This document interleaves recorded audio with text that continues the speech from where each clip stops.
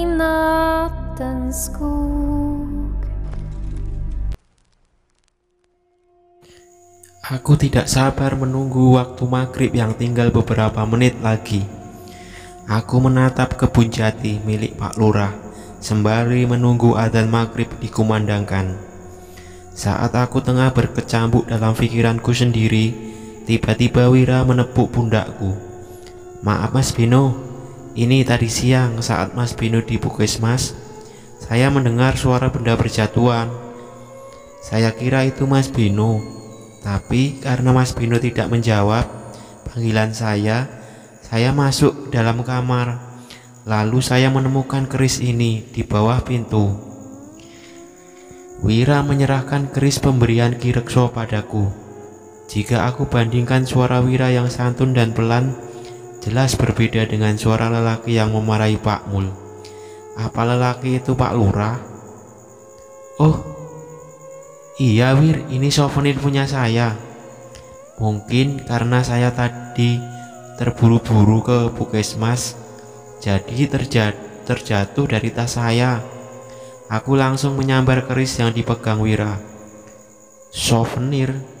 Tapi saya lihat ada kodam yang bersemayam di dalamnya." "Lah ngaco kamu Wir, kodam macam apa coba?" "Kiai Ageng Suro Mas, pembangkit Lampor. Dimanapun Mas mendapatkannya, menurut saya bukan hal bagus jika Mas Bino menyimpannya." Kata-kata Wira seperti sebuah ancaman yang dibungkus halus. Belum sempat aku menjawab, adzan maghrib pun berkumandang dari Solo dekat rumah Pak Lurah. "Mari Wir, saya sholat dulu." "Monggo Mas." Aku berlalu meninggalkan Wira. Dia aneh, misterius, dan menyeramkan menurutku. Setelah usai melaksanakan sholat maghrib, aku bersiap menemui Topik di ujung jalan besar. Belum aku keluar dari kamar, tiba-tiba ada suara ribut dari luar. Aku yang penasaran akhirnya berjalan menuju teras. Nah, ini dokternya Bu. Nanti beliau akan ikut sama ibu," ucap Pak Lurah sembari berusaha menenangkan ibu tersebut. "Ada apa ini Pak?" Aku yang keheranan bertanya pada Pak Lurah. "Ini Mas, anak si ibu ini katanya kejang-kejang, badannya panas, jadi beliau panik dan langsung kemari. Tuh lihat, sampai tak sempat memakai sandal." Aku tak menjawab perkataan Pak Lurah. Aku sedang memikirkan bagaimana supaya aku bisa menemui Topik di jam yang telah kita sepakati. Aku tidak ingin Topik menunggu. "Kenapa dia Mas? Rumah ibu itu agak jauh, kasihan Mas tadi kalau beliau berjalan kemari," bujuk Anhar padaku. "Di mana emang rumahnya?"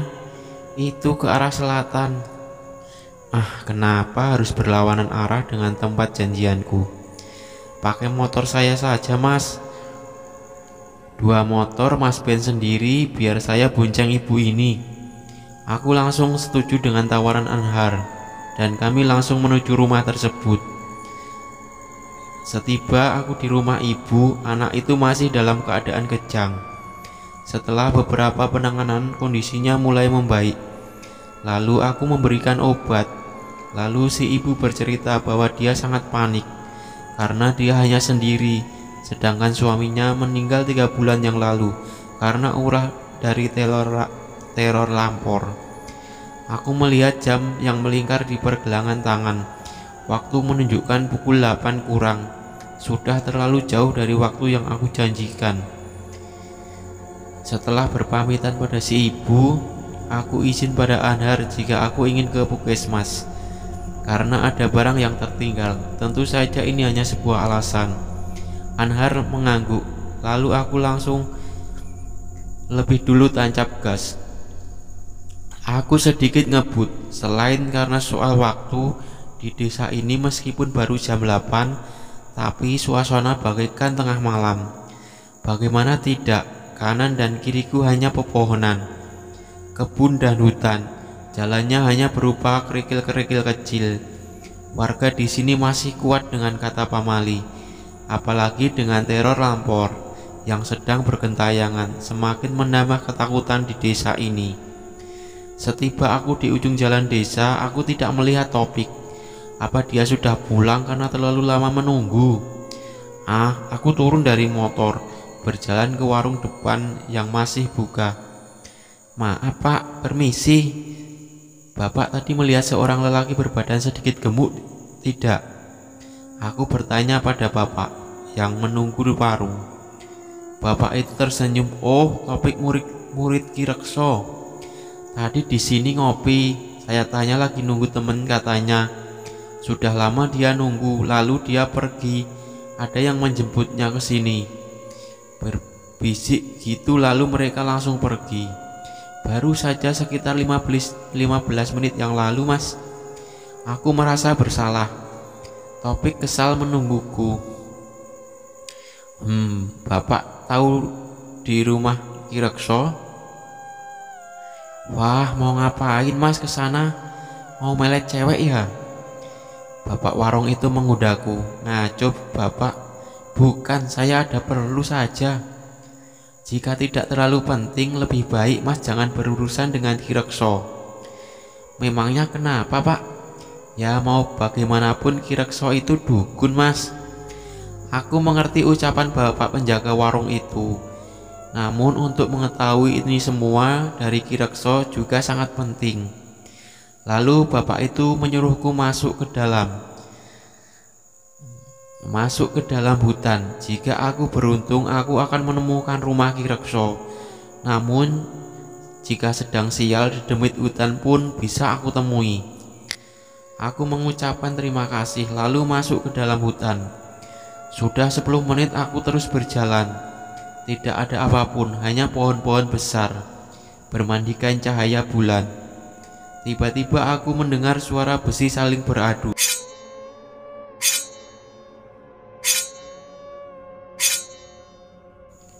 Aku menghentikan langkah, menengok ke kanan dan ke kiri, lalu terdengar suara daun kering yang terinjak.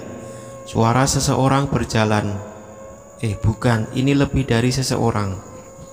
Bulu kudukku meremang, badanku gemetar. Saat aku lihat keranda terbang dari kejauhan menuju ke arahku, aku yang panik langsung berlari, bersembunyi di balik pohon besar. Nafasku tidak karuan, dadaku pengap, jantungku berdetuk kencang. Saat aku menoleh ke belakang, sosok pocong yang tempo hari mengetuk pintu tepat di belakangku. Kami sangat dekat, hingga hidungku menyentuh hidungnya. Bau amis belatung keluar dari lubang hidung pocong itu. Aku kabur, langsung berlari tak tentu arah, sampai aku tersandung sebuah akar. Sial, keris di mana keris itu? Aku terjatuh, kurogoh kantong celana, tapi keris pemberian Ki Rekso tidak aku temukan. Sepertinya terjatuh saat aku tersandung saat tadi. Aku meraba-raba tanah berharap menemukan keris itu. Tanganku menyentuh sesuatu sangat dingin. Sebuah kaki anak kecil. Saat aku lihat ke atas, tepat ke wajahnya, ternyata sosok anak lelaki berusia 4 tahun dengan baju sobek lusuh dan celana pendek yang tidak kalah kotor. Matanya hanya berwarna hitam, tidak ada yang berwarna putih. Kulit pucat pasi dengan sebuah luka gorokan di leher. Sini, ikut. Anak itu berteriak padaku sambil melompat-lompat dan tertawa. Lalu aku bangun dan mengikuti anak itu. Jalannya pincang, dia menyeret kaki kanannya. Jangan dekat-dekat, dia jahat, anak itu berkata sambil terus berjalan. Aku yang masih tidak percaya dengan apa yang aku lihat. Dari tadi hanya diam, aku tidak bisa menjawab. Seolah terhipnotis, aku hanya terus mengikutinya. Lalu anak itu berhenti, dia menoleh ke arahku dan menyerahkan keris pemberian Ki Rekso. Lalu dia menunjuk ke depan, mataku mengikuti arah tangannya. Rumah Ki Rekso. Lalu saat aku menoleh, anak itu hilang. Dia sudah tidak ada lagi. Jangan menoleh ke belakang, nanti tertangkap. Jangan dekat-dekat dengan mereka, dia jahat. Aku mendengar seorang berbisik padaku. Karena takut, aku langsung berlari ke rumah Ki Rekso. Permisi Ki Rekso. Aku mengetuk pintu, tidak ada jawaban. Aku mengintip lewat jendela. Astagfirullah, Ki Rekso. Aku langsung berusaha masuk dengan mendobrak jendela. Karena pintu dikunci dengan balok besar, bukan hal mudah untuk mendobraknya. Saat aku masuk ke dalam, kulihat Topik sudah berbaring tidak sadarkan diri, dengan perut bersimbah darah. Aku panik dan teringat kotak obat dan tas berisi obat-obatan yang berada di motor aku tinggalkan di sepanjang jalan.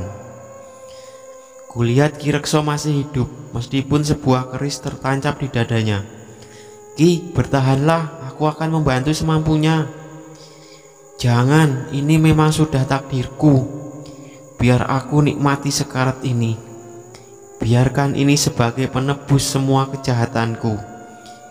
Ki Rekso berkata dengan suara pelan dan terbata-bata, seperti menahan sakit yang teramat. Maksud Ki Rekso apa? Nak, maafkan aku. Sebenarnya aku memperalatmu untuk membunuh dia. Dia yang melakukan teror lampor, dan dia yang telah membunuh anakku, Agung. Keris yang tempo hari aku berikan padamu, suatu saat kodam di dalamnya akan merasukimu dan akan membunuh dia. Tapi sial, sepertinya dia tahu maksudku. Malah aku yang lebih dahulu dibunuh olehnya. Jika saya harus membunuh dia yang menyebabkan desa ini diteror dan memakan banyak korban, tidak masalah bagi saya Ki, karena manusia keji seperti dia memang harus mati. Tapi Ki, sesosok anak kecil yang menuntun saya kembali mengatakan bahwa dia jahat. Siapa dia sebenarnya? Oh, ternyata kamu bertemu dengan bocah tumbal pertama untuk membangunkan lampor. Maksud Ki Rekso? Bocah itu diculik, lalu aku mengikutinya. Di dalam sebuah gubuk, bocah malang itu digorok dan darahnya digunakan untuk menyiram keranda kosong. Dan seketika makhluk yang mendiami lampor itu bangkit lagi. Aku tidak bisa membayangkan betapa kejam yang dilakukan dia pada bocah malang itu, sehingga tidak terasa air mataku meleleh di sudut mata. Tak lama Ki Rekso terlihat semakin sakit. Dia meringis lalu berteriak. Keris yang tertancap di dadanya seperti tersedot, makin menusuk ke dalam. Ki, saya akan cabut keris ini. Aku memegang keris itu. Keris ini keris yang sama dengan keris yang terpanjang di lorong rumah Pak Lurah. Aku ingat keris ini mempunyai ukiran wayang semar di gagangnya. Dan keris yang menancap di dada Ki Rekso ini pun sama persis. Aku dengan sekuat tenaga menarik keris itu, namun sia-sia. Ki, keris ini tidak dapat dicabut. Tidak akan bisa nak, malah dia akan semakin menusuk ke dalam. Aku menangis melihat Ki Rekso yang sedang sekarat. Darah segar mulai keluar dari mulutnya. Ki, saya harus bagaimana dan siapa yang sedang saya hadapi? Dia dengan sisa tenaganya Ki Rekso memaksa bicara. Dia selalu ada di dekatmu nak. Keris Kiai Ageng Suro ini akan menunjukkannya. Karena pelaku teror lampor ini juga telah membunuh anakku. Aku telah mengunci namanya untuk menjadi buruan keris Kiai Ageng Suro. Keris itu yang akan menunjukkan pelakunya padamu. Ki Rekso memegang tanganku dengan erat. Tiba-tiba pintu depan digedor dengan kencang. Pergi nak, cepat pergilah. Lewat belakang. Tapi Ki, cepat, dia telah datang. Bocah itu akan membantumu. Saya tidak akan meninggalkan Ki Rekso. Pintu digedor semakin kencang. Sesuatu yang sangat kuat tengah berusaha menerobos masuk. Cepat pergi! Dengan berliang air mata, aku pergi meninggalkan Ki Rekso. Aku menuju pintu belakang. Sayup-sayup dari kejauhan terdengar tembang lagu Jawa, persis seperti yang Ningsih tembangkan di dalam gubuk itu. Cepat pergi! Dia datang. Aku takut. Aku kaget karena sosok anak kecil yang membawaku kemari sekarang sudah ada di hadapanku. Sosok anak kecil itu langsung menggandeng tanganku. Seketika badanku terasa ringan, terbawa hembusan angin. Aku seperti melayang. Aku memejamkan mata. Dalam hitungan menit aku membuka mataku kembali. Aku sudah berada di warung bapak tadi. Warungnya sudah tutup dan motor yang aku bawa tadi masih ada di pinggir jalan. Pergi cepat! Suara sosok anak kecil terdengar di telinga kiriku. Aku langsung pergi dengan kecepatan penuh. Jam 12.20 aku tiba di rumah Pak Lurah. Rumah tampak sepi. Pintu depan rumah Pak Lurah tidak dikunci. Sepertinya yang lain sudah tertidur. Saat aku hendak ke kamar mandi, tiba-tiba Wira keluar dari kamarnya dan memergoki aku yang pulang tengah malam begini. Mas Bino lama sekali di puskesmasnya. Memang ada apa, Mas? Itu Wir, saya ketiduran. Niat cuma lihat film di laptop. Karena sinyal bagus, saya malah ketiduran. Aku berbohong. Oh, ayah cemas. Lalu menyusul Mas Bino ke puskesmas. Apa Mas Ben tidak berjumpa dengan ayah? Pak Lurah menyusulku ke puskesmas. Dari kapan, Wir?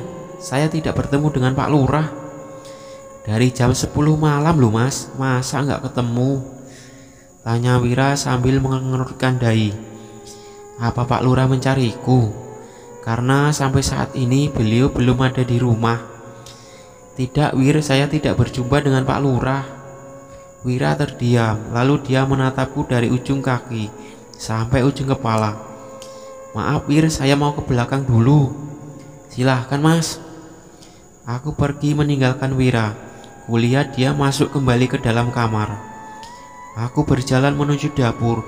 Saat aku melewati lorong, keris yang terpajang di ujung lorong hanya ada 4. Sebuah keris bergagang ukiran wayang Semar kini tidak ada.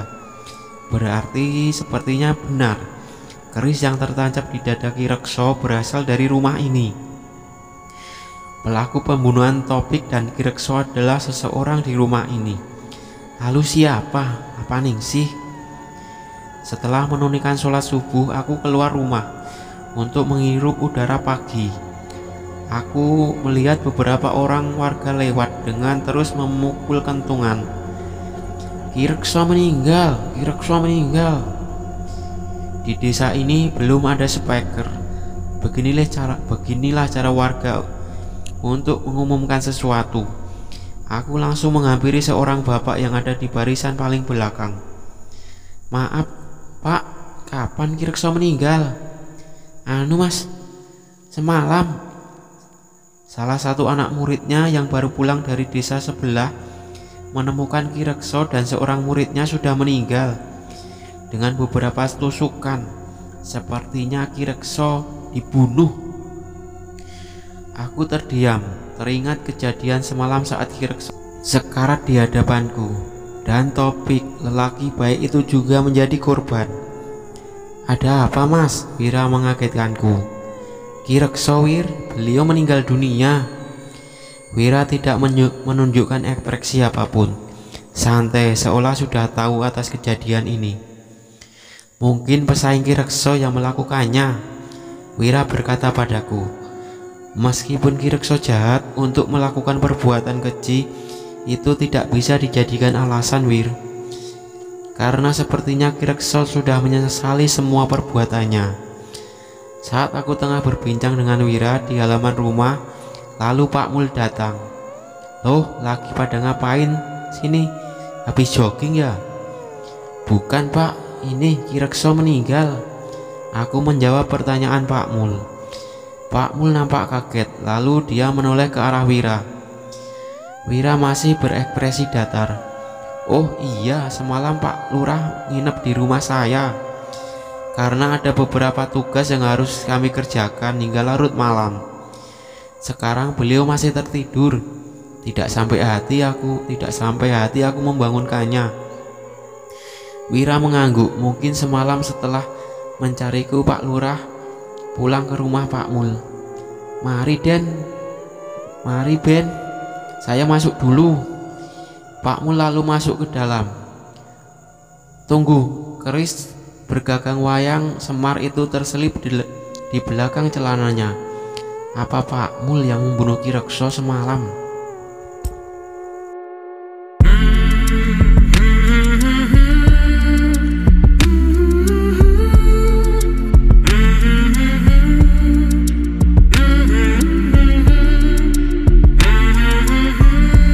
Oke, sampai di sini dulu video cerita dari saya. Nantikan kelanjutannya. Jangan lupa subscribe, like, comment, share untuk lebih semangat lagi dalam membuat video ini. Wassalamualaikum warahmatullahi wabarakatuh.